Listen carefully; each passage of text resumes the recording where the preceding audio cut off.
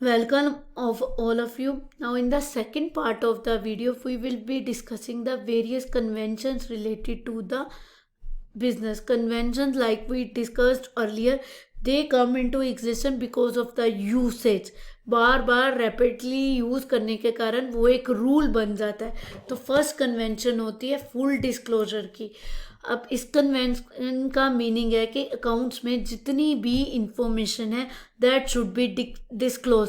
अब इंफॉर्मेशन वही relevant information consider होती है जिसके कारण एक्सटर्नल यूजर्स, शेयर होल्डर्स हो गए, गवर्नमेंट हो गए, उनकी डिसीजन मेकिंग को इफ़ेक्ट करती है. अगर उनके लिए कोई भी इंफॉर्मेशन रेलेवेंट नहीं है तो हम उसे डिस्क्लोज नहीं भी कर सकते. और वन थिंग इम्पोर्टेंट, जैसे मैंने आपको बताया था कंटिंजेंट लाइबिलिटीज़, वो जो अभी हम श्योर नहीं है अराइज होंगी या नहीं अराइज होंगी. तो इस कन्वेंशन के कारण ही जितनी भी कंटिंजेंट लाइबिलिटीज़ होती हैं वो सारी अपेंडिंग्स में शो की जाती हैं बैलेंस शीट में.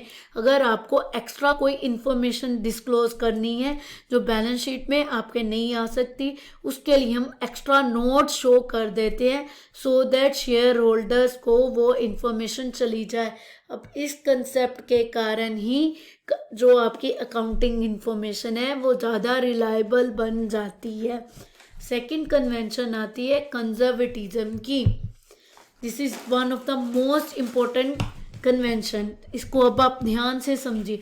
इस कन्वेंशन के अकॉर्डिंग कोई भी बिजनेस है उसे प्रॉफिट एंटिसिपेट नहीं करने बट लॉसेस के लिए पहले से प्रिपेयर करना है.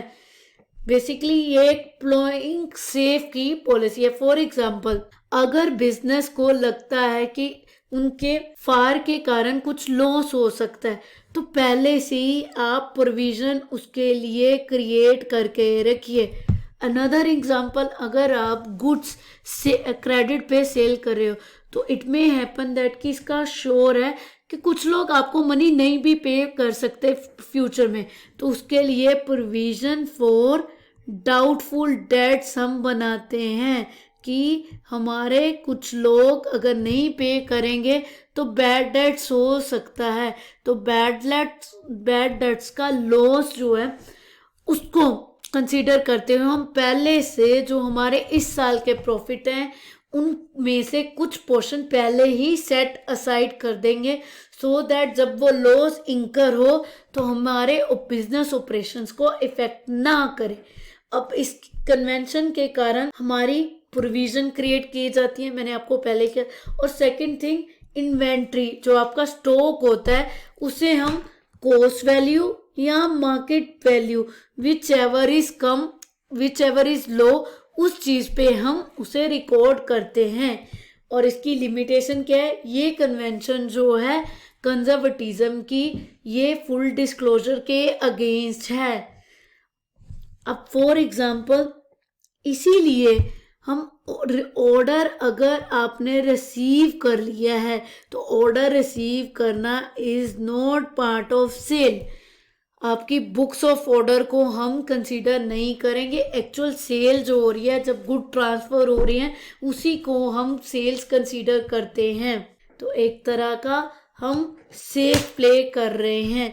अब ये इसीलिए किया जाता है कि कोई अनप्रेसिडेंट कंडीशन के कारण अगर कोई बहुत ज़्यादा लॉस हो तो बिजनेस प्रिपेयर रहे उस लॉस को कवर अप करने के लिए अपने प्रीवियस ईयर के प्रॉफिट को. नेक्स्ट आ जाती है कंसिस्टेंसी की. अब क्योंकि अकाउंटिंग इंफॉर्मेशन को यूज़ करके बहुत सारे लोग डिसीजन लेते हैं तो इसीलिए accounting principle they should remain unchanged unless आपको कोई स्टैट्यूटरी रिक्वायरमेंट है, तभी हम मेथड्स को चेंज करते हैं. और वो भी अगर आपने प्रीवियस मेथड को यूज़ किया है, उस अब न्यू मेथड चेंज करने से आपके प्रॉफिट्स पे कुछ इम्पैक्ट पड़ रहा है तो हम फुट नोट पे शो कर देते हैं कि हमारे प्रॉफिट इंक्रीज या डिक्रीज हो रहे हैं just because of this reason. अब इस कंसिस्टेंसी के कारण इम्प्लीकेशन क्या है?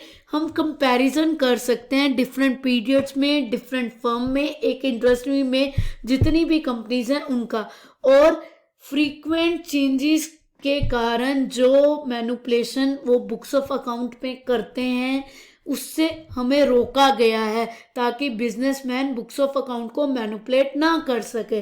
अब इसकी बेस्ट एग्जांपल है कि आपने अगर डेप्रिसिएशन कैलकुलेट करने के बहुत सारे मेथड्स होते हैं, like return down value method होता है एक, तो रिटर्न डाउन वैल्यू मेथड आप यूज कर रहे हो या कोई और मेथड यूज कर रहे हो, वो आपको बताना पड़ेगा। ये कंसिस्टेंसी इसीलिए रखी गई है कि बिजनेस मेथड चेंज करने से अपने प्रॉफिट्स को मैनिपुलेट ना कर पाए। नेक्स्ट आ जाता है मटीरियलिटी।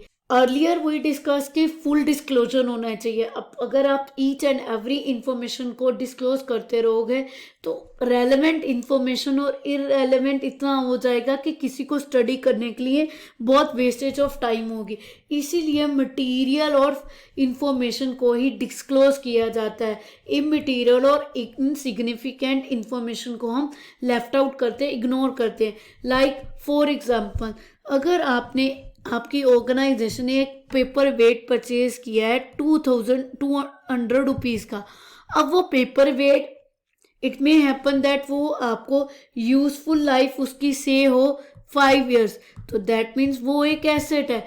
अब अगर इसकी रिटर्न, अगर आप इसको एक capital revenue expenditure, deferred revenue expenditure consider करके ईच ईयर उसकी वैल्यू जितनी यूज़ हुई है उसको बैलेंस शीट में P&L में डालें, और जो बाकी है राइट ऑफ करके बैलेंस जो आ रहा है उसको आप बैलेंस शीट में डालें, तो इस प्रोसेस में इतनी वो आपकी कॉस्ट इन्वॉल्व होएगी, टाइम वेस्ट होगा, उतना आपको यूज़ ही नहीं होगा।